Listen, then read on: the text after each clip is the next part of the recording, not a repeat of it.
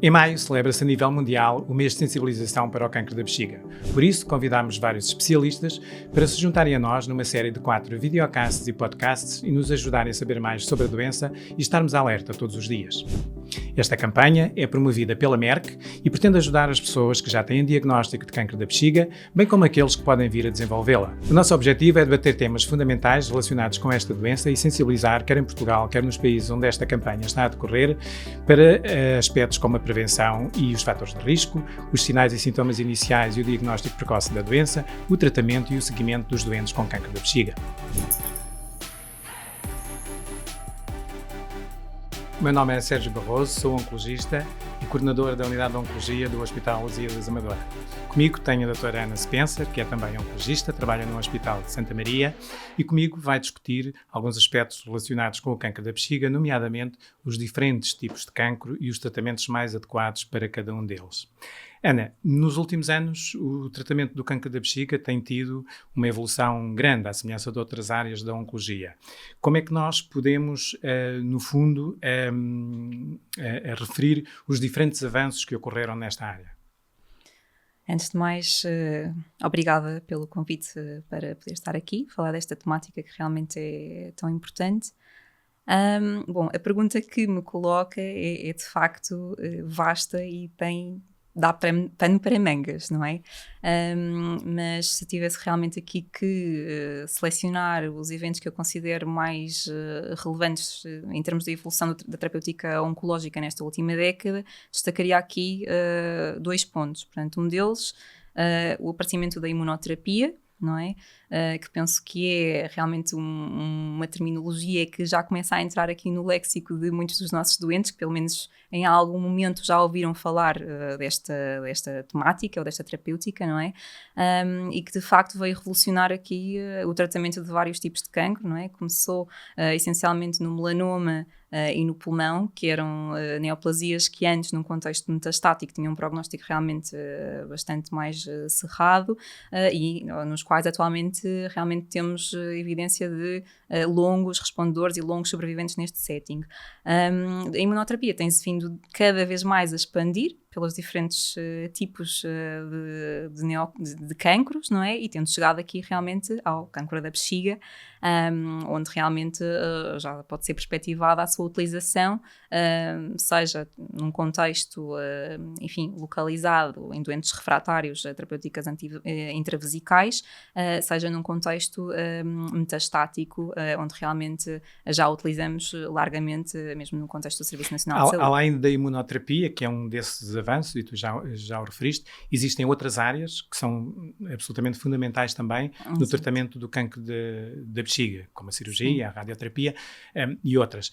Nessas áreas, quais foram os grandes avanços que ocorreram e que contributo é que eles deram para a melhoria do tratamento e do diagnóstico deste tipo de cancro? Pronto, no que se refere em particular à cirurgia, eu não me vou pronunciar em concreto sobre diferentes técnicas cirúrgicas, mas posso referir realmente que em termos de possibilidade de pouparmos a bexiga, não é? Existe realmente a hipótese de se enverdar por terapêuticas que nós chamamos de bladder sparing, nomeadamente em que poderemos tentar, portanto, se o doente não for realmente um bom candidato para a cirurgia, porque apesar de tudo é um procedimento que tem as suas, enfim, as suas implicações, as suas comorbilidades, e implica que o doente tenha certas características de melhor elegibilidade para tal, não é? Mas que são sempre pesadas em contexto de reunião multidisciplinar e por parte dos urologistas que tomam essa decisão, mas é possível, portanto, em doentes que não sejam tão bons candidatos ou que realmente não queiram enverdar por essa hipótese, a realização de tratamento de quimiorradioterapia definitiva, que permite realmente combinar quer radioterapia com quimioterapia e tentar, de facto, se a bexiga for ainda funcionante, poupar o órgão e na mesma ter bons resultados em termos de controle da doença e de sobrevivência. Portanto, no fundo, nós conseguimos nestes últimos anos ter várias técnicas cirúrgicas e da radioterapia e de tratamento com vários tipos de medicamentos que no fundo todos eles contribuem para uma maior eficácia no tratamento e, por outro lado, também para conseguirmos, sempre que possível, poupar o doente a uma cirurgia de remoção da bexiga, que era o tratamento mais clássico do tratamento deste tumor, não é? E dessa forma, portanto, preservar o órgão e, portanto, evitar que o doente fique sem a bexiga, com as consequências em termos de qualidade de vida que isso pode ter, não é? E, no fundo, estas várias especialidades contribuíram para isso. Quando nós temos que decidir qual é o melhor ou o tratamento mais adequado, temos que pensar sempre nas características do doente, nas características da doença e depois também naquilo que são as preferências que o doente tem em termos de tratamento. Como é que nós fazemos a seleção do tratamento em função dos diferentes tipos de tumores da bexiga? Porque os tumores da bexiga não são todos iguais, não é? E, portanto, nós temos necessidade de adaptar a cada um deles o tratamento que é mais efetivo. Exatamente. Como é que fazemos essa seleção? Que fatores é que nos devem guiar para fazer essa escolha? Exatamente. Pronto, como o Dr. Sérgio realmente muito bem referiu, o cancro da bexiga não é todo ele igual, não é? E inicialmente, como em todos os tipos de cancro, é sempre necessário termos uma biópsia, não é? Portanto, começarmos com, neste caso, uma cistoscopia, em que é feita a biópsia e temos a noção de qual é que é o subtipo, nós dizemos histológico, anatomopatológico do tumor. O mais frequente, sem dúvida, é o carcinoma de células de transição.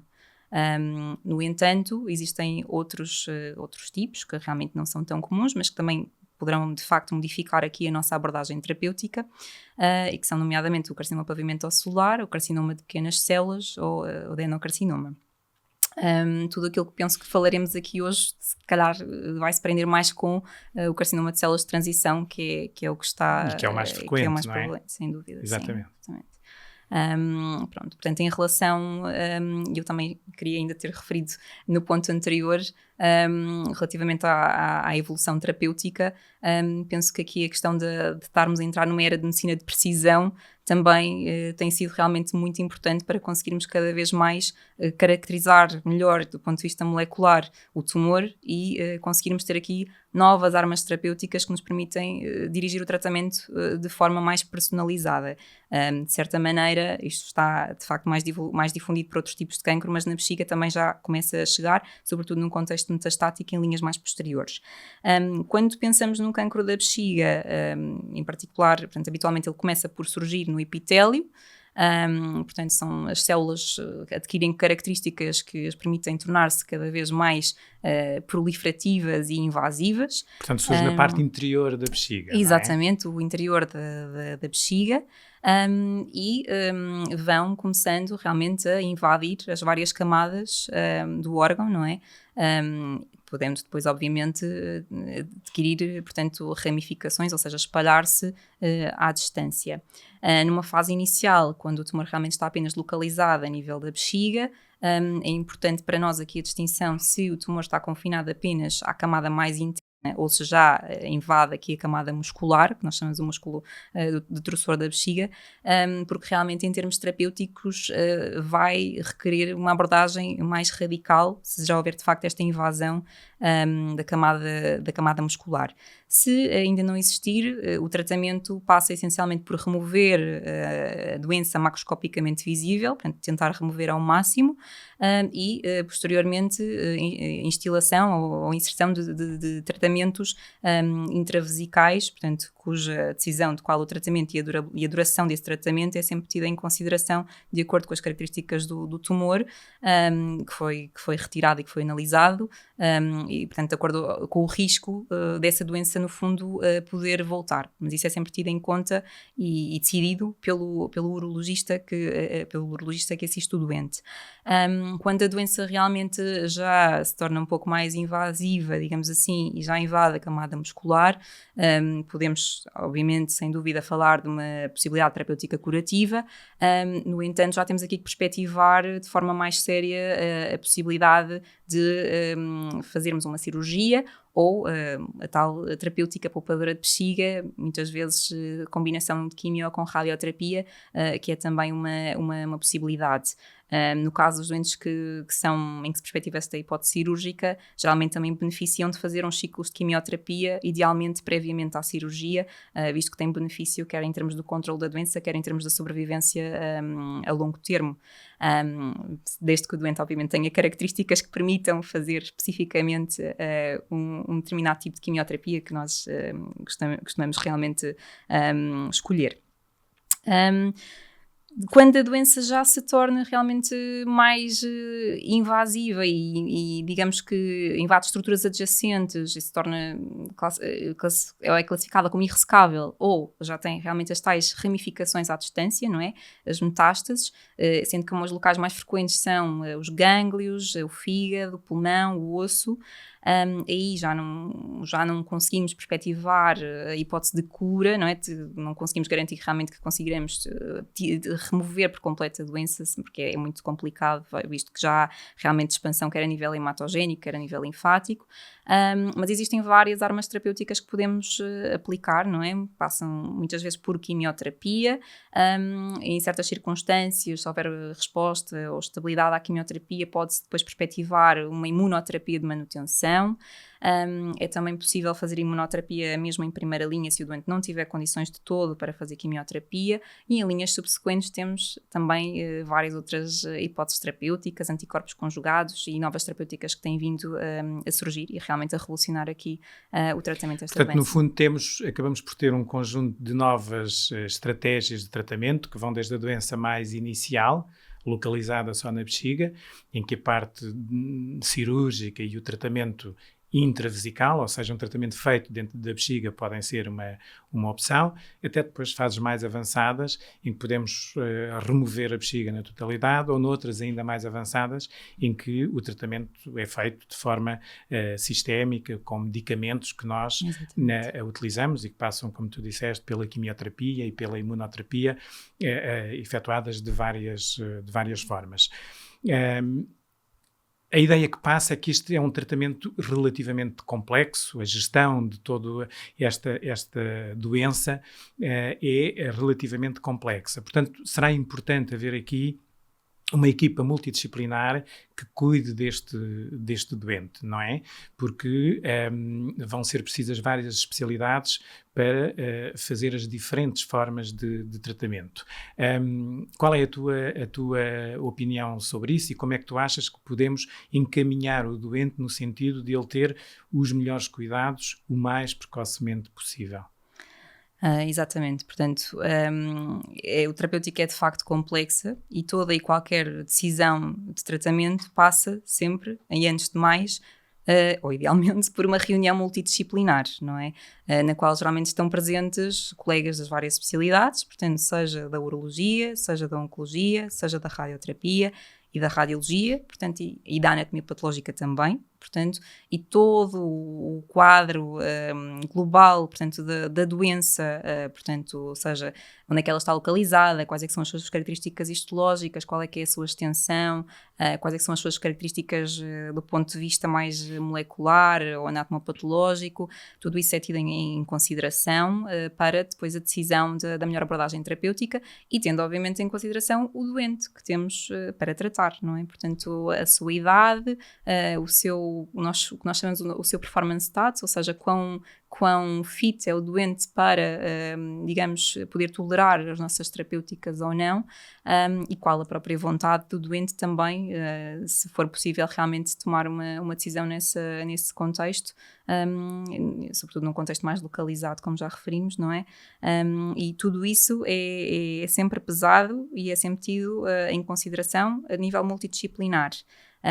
Depois, nas nossas, consultas no contexto da oncologia, em que os doentes geralmente, habitualmente com fases de doença ou não, mas mais avançada, têm consulta connosco, o doente pode e deve colocar todas as suas dúvidas e todas as suas questões. Portanto, o envolvimento do doente é aqui também fundamental para o sucesso do tratamento e para que os resultados possam ser os melhores possíveis. possíveis. Sem dúvida. Para além disso, existem também, e gostaria de mencionar, grupos de familiares e de doentes, portanto, grupos de apoio, que também realmente poderão permitir que o doente e os seus acompanhantes e a sua família se sintam mais envolvidos, mais esclarecidos, digamos que para que se possa também um bocadinho normalizar, se assim se pode dizer, a situação, não é?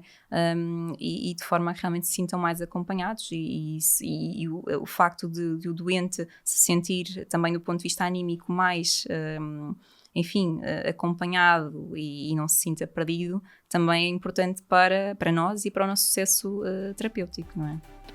O cancro da bexiga é uma doença complexa e tem diferentes tipos, e por isso os tratamentos também têm que ser diferentes e adaptados a cada caso. O envolvimento do doente é fundamental. Dê voz à sua bexiga.